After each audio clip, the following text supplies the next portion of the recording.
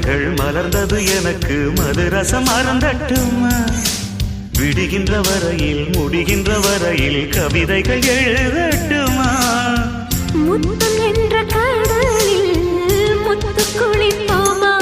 அழகு அழகு